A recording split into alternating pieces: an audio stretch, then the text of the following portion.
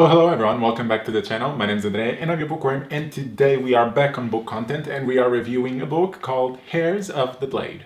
Alright, so Heirs of the Blade by Adrian Tchaikovsky is the 7th book of Shadows of the Abt series, which is a 10-book epic fantasy series, actually Adrian Tchaikovsky's debut fantasy series, and I've read the first 6 books, of course, otherwise I wouldn't be in the 7th one. I have read and reviewed all of them here on the channel. You can check out through the thumbnails up above or the cards. Just go through, watch the reviews, see what you feel like. If you've read it already and you're already on the 7th and you're just waiting for me to go, then let's go for it. Alright, so this book was published in 2011. At the moment of publication, it didn't have any nominations for awards and didn't win any, but that's kind of normal considering this is the 7th book out of 10. Usually the first couple and the last couple of the books are the more intense, the ones that get more acclamation and are more likely to get nominations. So not very surprising there. On Goodreads, this book has just over 3,000 ratings. That I am surprised about because I'd expect a lot of people that read Adrian Tchaikovsky's science fiction series, which are really good, to kind of migrate and try his fantasy series thinking it would be the same. And okay that it is not, it is his debut series. However, I would expect more people to continue throughout the series. But it is what it is. In terms of scores, this book has a score of 4.13 out of 5. Very similar. It is within the good range for the fantasy. It's the average that we always talk about, and I guess that is a good sign because a lot of the books in this series were below the 4. So being within the average that we think of, that's a good sign already. But let's get on and figure out what my opinion is about. Before we jump into that, let's just go through our 2 housekeeping items, the usual. The first one is the synopsis. I'm going to narrate the synopsis to you just so we get a sense of what the book is about before we jump into the review. If you don't want to hear anything about it, just skip to the next timestamp. It'll jump right into our categories and you can go along with it. So before you're ready to go, just a shout out to that person that said that they still hear all the synopses and they see trailers for movies because as soon as they finish, they kind of forget all about it and so they go with fresh minds into it. I'm the exact same. I might read a synopsis of a book and then I buy the book later, and when I actually go to read it, I barely remember what it is about. So with that, let's go. The greatest foe is the enemy within. Tynisa is running, but she cannot escape the demons of her own mind. Amidst the fragmenting provinces of the Dragonfly Commonweal, her past will at last catch up with her. Her father's ghost is hunting her down. At the same time, the Empress, Seda, is on the move, and her eyes are on the city of Hanafis, the fallen jewel of the ancient world. Whilst her soldiers seek only conquest, she sees herself as the heir to all the old powers of history, and has her eyes on a far greater prize. Alright, with the synopsis out of the way, let's just look through the scores of the previous books just so we get a sense of where the series is good, where it is a bit weaker. And as you can see, we have a bit of an up and down throughout. I mean, the first, second books were quite good. Then we have a huge drop on the third one because I felt that the third one was very pointless. It was a circular plot. We didn't really move anywhere with it and I got quite disappointed. But after that, I feel like the series slowly improved, and by finishing its first arc, which was kind of the first 4 books, I think after that it gained more terrain, it gained more speed, and I think it is gaining traction and it is becoming better. And you can see that as the scores keep going up because we have world building and characters and all of that just becoming stronger as it is. Now, will this 7th book continue that trend? Let's find out with our categories, starting with plot. Alright, regarding plot, I don't know if you've seen any of the videos previously, but one of the things that I kept saying in the last 2 reviews was that I thought there was a pattern where, because we finished the first arc, and now the author has kind of a liberty to try new things, and the first book we were only focused on Che, and the second book we were only focused on Stenwald, I was already predicting that the third book we would only be focused on Tynisa and her adventures. I was kind of right and wrong at the same time because yes, we do focus a lot on Tynisa and her adventures. However, Adrian Tchaikovsky finally did what I was expecting him to do, which is create different plot lines that kind of intersect at points and then diverge again and intersect again. And that has happened with Che and other characters that I don't want to say so I don't spoil too much. But basically we have several plot lines going at the same time They intersect at points, they create a lot of tension. We have other plot lines that do not intersect at all with Tainisa, who is supposed to be the main character of this book, but they are still super important to keep the plot moving forward and to basically increase the stakes of the major arc of the series.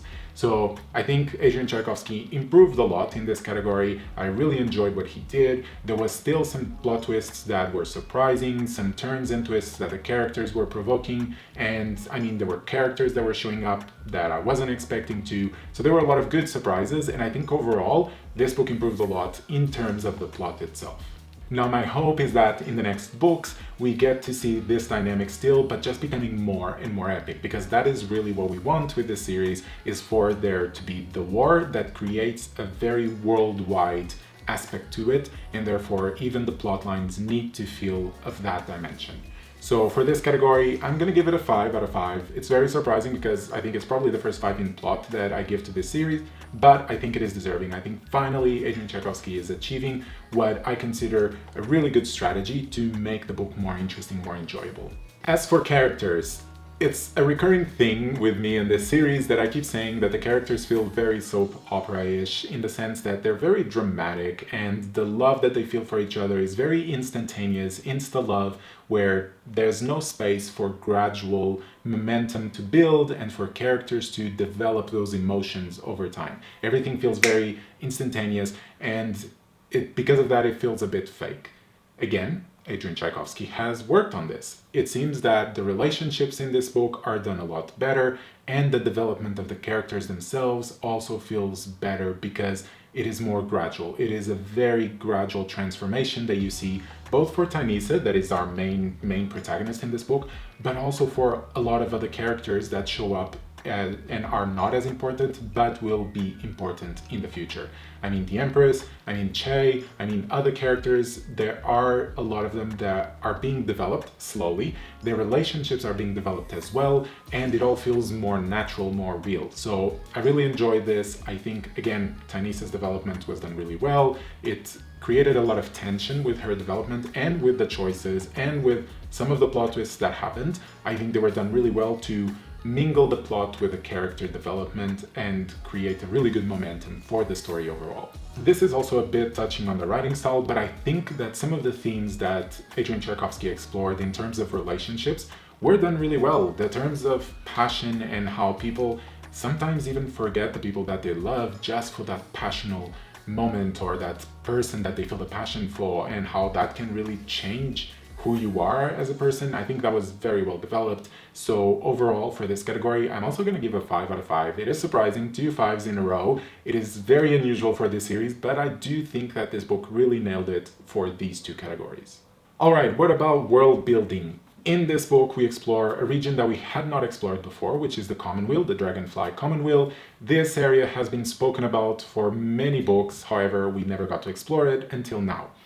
This created a lot of expectation, again, because we've heard so much about it. We had a character that is from there, spoke quite a bit about the place, then another character showed up that was quite important. So there was a lot of hints and a lot of expectations being built, and I think those expectations weren't fully delivered. I feel like this Commonweal felt very British, medieval, and it kind of fell flat on originality. It feels like it was just a very European medieval civilization, and compared with all the other places that we have explored, it felt very bland. And I cannot really say anything else about it, because the previous book we explored a sea people and they had their own culture. Everything was different but adjusted to that culture, and it all made sense. Whereas in this one, it just feels very normal, very boring, and like I said, bland. This doesn't mean that it's done wrong, it's just, it's missing a bit of originality to it. I'm not saying that the whole world building was bad for this book. There are still aspects of the world building that were done really well. For example, when the Empress is in Canapes, or whatever the name of that city. The thing that I mentioned in book 5, I was like, oh, this feels a bit like a side story. And someone said, this will become relevant later on. They were right, this did become relevant. So I like that aspect, that things are connecting throughout books. The major arc of the series is expanding as well, and all the things that you collect along the way are becoming relevant. So I enjoy that part. But overall, I think for this book, it's going to be a 4 out of 5. because it does balance that lack of originality for the Commonweal with the excitement of the things connecting in the world and these other magical aspects of it. Writing style is our next category, and like I mentioned, I think Adrian Tchaikovsky's writing style has improved in this, not really in terms of the prose. I think the prose has stayed more or less the same. It's still quite simple, a bit descriptive, but not too much. You can get full imagery in with the information that he provides, and you don't really have to look for that information. At the same time, I think the way he wrote characters is improving, the way the plot is working is also improving. Maybe the pacing was also actually quite good, because we had Che just giving us a lot of exposure in terms of the magical moments, and you had Tainisa giving us the more action tense moments. So there was the peaks and the valleys as we were changing characters, and I think that is another aspect that Adrian Tchaikovsky did well, is to have characters that are quite different from each other and we have their POVs, because then that allows us to, if we don't like a certain character, we can always move on to the next one. So once we read, we just need to push through to the next time we are with another character. So there are those aspects that were done well. I've already mentioned the themes, I think were explored well. Some of them a bit abruptly or a bit with a brute force, but I can see how Adrian Tchaikovsky can improve on this and reach a perfect score. For now, I'm going to give it a 4 out of 5, but again, I think it's been a really strong 4. I was a bit indecisive between the 4 and the 4 plus, but I'm going to stay with the 4 because I think there are a few things that could still be improved. But yeah, so it is getting close, which is a good sign.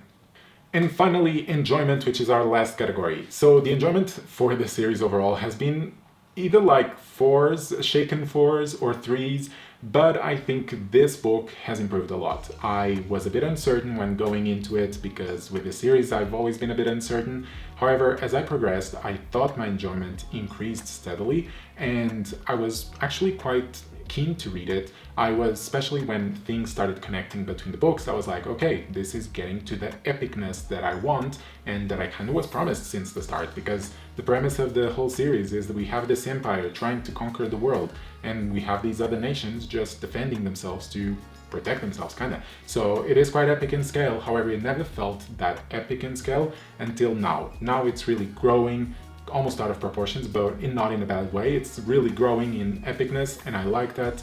I'm still gonna be a bit reserved in terms of my enjoyment. I wasn't finding time to read this book, but every time I read it, I was enjoying it. I also think in the next books, this will increase because we are reaching the end of the series. Things are starting to wrap up, everything will start to converge, and those are really the more emotional, the more potent moments of the series. So for now, I'm gonna give it a 4 out of 5, but I expect it to grow as we read the final books. Alright, and that leads us to the end of our review. Just as a refresher, we have 5 for plot, 5 for characters, 4 for world building, 4 for writing style, and 4 for enjoyment, which gives us a final score of 4.4 out of 5. This is kind of the best score of the series so far. It is really positive. I'm very glad that we are going on this positive trend, just keep increasing in scores. I mean, it's even better than the Goodreads score, which I kind of find surprising. Usually I'm very close or lower compared to the Goodreads score, so being higher, for me, it's a good sign. It means I'm loving this series more than the average person. I still think that the score is quite deserving. 4.13 is good, I think, in Goodreads terms, but I think it is good as well, having a 4.4. Would I recommend this series based so far on all I've read? Not yet. I do hope that the next 3 books really improve the series to the point where I'm like, yep, the final is worth reading the first few books. There are some that are a bit more shaken, but overall, you're gonna love it. Let's hope that is the case. For now, let's just wait until I read the 8th, but I kind of want to know what you think. Have you read this book? Do you think the same as me? Do you think it's weaker? Do you think the last 3 books will definitely make it worth it? Comment down below and let me know. And if you're new, don't forget, subscribe, like the content, and you shall be seeing me on Thursdays and Sundays, okay? See you soon!